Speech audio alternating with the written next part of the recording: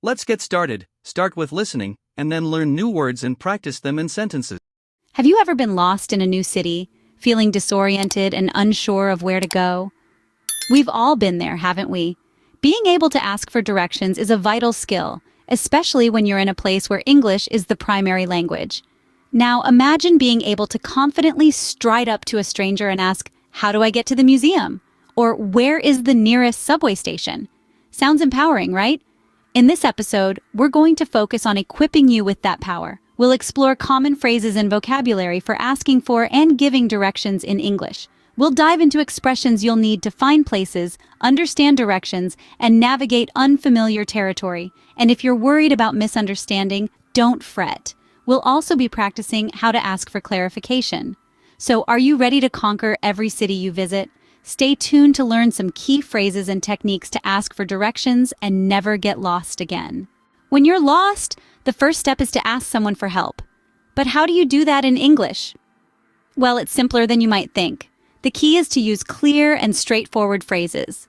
So let's jump into it. Imagine you're trying to find a specific place, maybe a museum, a restaurant, or a park. A go-to phrase is, "How do I get to," followed by the name of the place. For example, "How do I get to the Natural History Museum?" Or "How do I get to Central Park?" This phrase is polite and universally understood, making it perfect for asking directions. Another useful phrase is, "Where is the nearest?" You'd use this when you're not looking for a specific place, but rather a type of place. For example, "Where is the nearest gas station?" Or "Where is the nearest subway station?" This phrase will help you locate the closest available option. Now, let's put these phrases to the test. Imagine you're in a bustling city and you're looking for a coffee shop. You could ask a passerby, "Excuse me, where is the nearest coffee shop?" Or if you're looking for a specific cafe, like Cafe Bliss, you could ask, "Excuse me, how do I get to Cafe Bliss?" Remember, it's important to start your question with a polite opener like, "Excuse me," or "Could you please tell me?" This shows respect and makes the other person more likely to help you. Let's practice one more time. You're trying to find the city library. How would you ask for directions using the phrases we learned?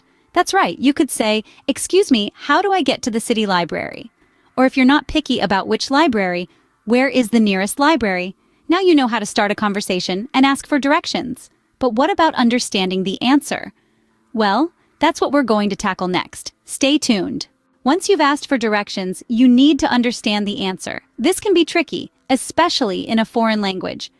When you're navigating a new city, or even just trying to find a local store, understanding directions is crucial. Let's break down some common expressions you might hear when asking for directions in English. Firstly, turn left or turn right. These are straightforward. If someone tells you to turn left, you'll want to make a turn to your left side. Similarly, if they say to turn right, you'll make a turn to your right side. Next, we have go straight.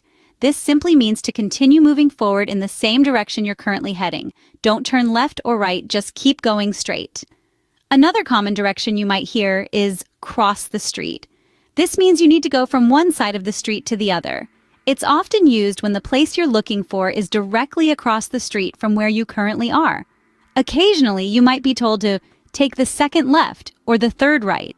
This means you need to pass the first or second street on your left or right and turn at the following one. The same applies if you're told to take the next right or the next left.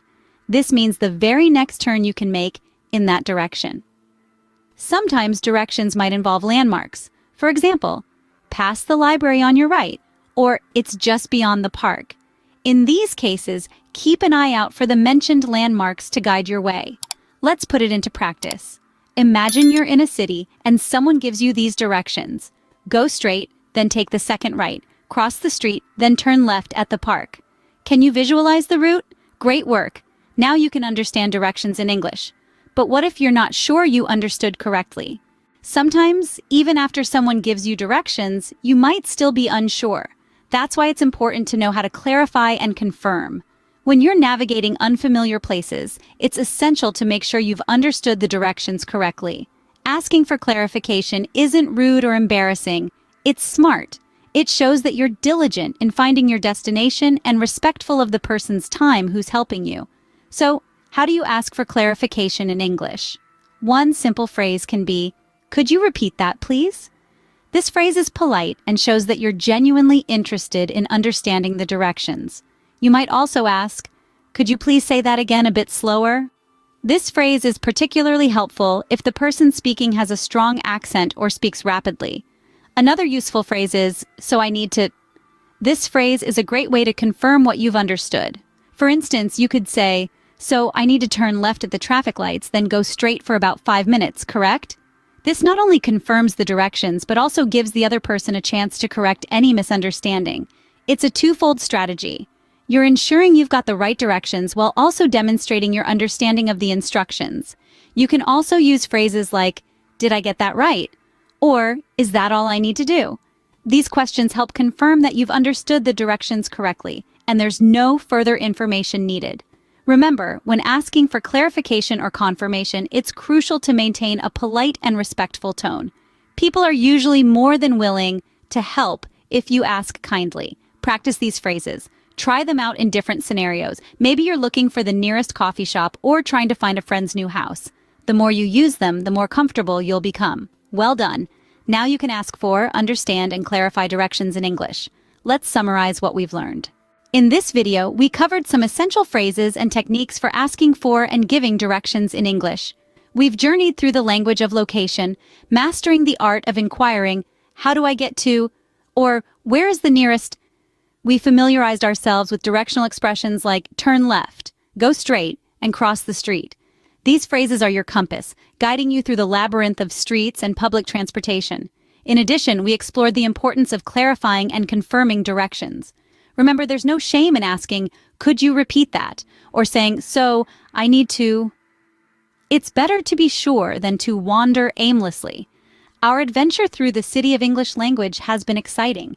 And now, you're equipped with the essential tools to navigate unfamiliar terrains and ask for help confidently when needed. The next time you're lost, don't panic. You now have the tools to ask for and understand directions. Happy travels! Let's learn new words and practice English at level A2. Street. Street, a road in a city or town. Example, "Excuse me, where is Main Street?" Turn. Turn to change direction. Example, "Turn left at the next corner."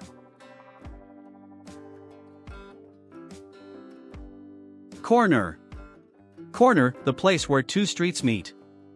Example, "The pharmacy is on the corner."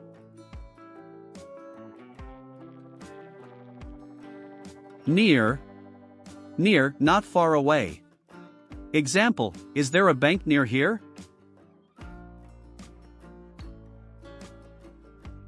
Across from. Across from, on the opposite side. Example, "The park is across from the museum."